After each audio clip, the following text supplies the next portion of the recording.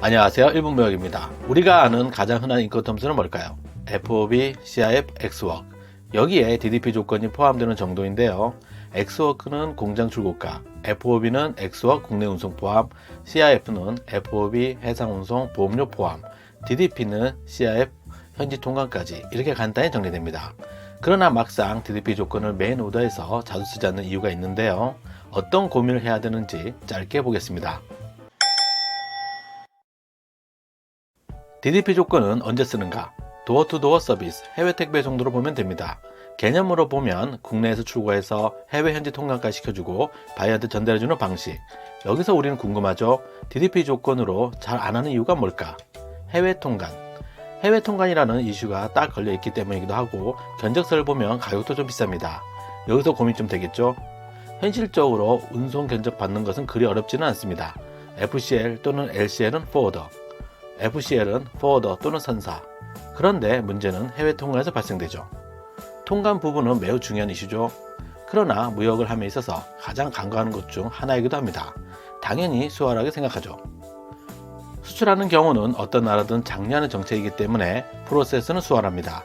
그러나 수입하는 경우는 입장이 완전히 달라지죠. 통관을 까다롭게, 가급적 더 까다롭게.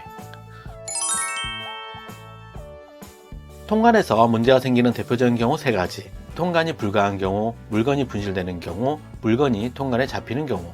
이런 문제를 해결하려면 수출자보다는 수입자가 더 정확하고 효율적인 것은 당연. 바이어 국가에서 손을 써야 빠르고 정확하죠. 통관 시스템에 대한 이해도 빠르기도 하지만 뒷돈을 주든 인맥을 동원하든 뭐든 할 게 있습니다. 그러나 수출자 입장에서는 당연히 해줄 게 별로 없죠. 기껏해야 포워더를 갈구는 정도인데요. 이런 생각도 합니다. 영어를 잘하면 직접 전화해도 해결할 수 있다. 현실적으로 전화는 할 수 있어도 결과가 바뀌는 게 쉽지는 않습니다. 해외 국가와의 시간차도 있어서 쉽지 않고 공식적인 루트로만 대응하는 것도 쉽지 않고 바이어는 바이어대로 납기 꼬였다고 불만이고 통관 에이전시 고용하면 추가 비용 더 들어가고 그렇다고 된다고 보장은 없습니다. 정신적, 육체적, 비용적 스트레스가 장난이 아니죠. 가끔 보면 중국, 남미와 같은 아슬아슬한 나라들만 통관에서 쓸데없는 이유로 잡는다고 생각하는데요. 유럽에서도 저런 3가지 중 1가지는 발생한다는 사실. 그럼 이렇게도 생각되죠.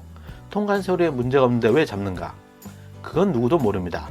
결국 현지 바이어가 진행해야 빠르다는 것. 그래서 DDP 조건보다는 FOB 또는 CIF 조건을 하는 이유가 단지 가격이 싸고 비싸고의 개념이 아니라는 것입니다. 오늘은 DDP를 잘 쓰지 않는 이유에 대해서 간단히 알아보았는데요. 도움이 되었으면 구독과 좋아요를, 도움이 안 되었으면 다음 영상을 기대해주세요.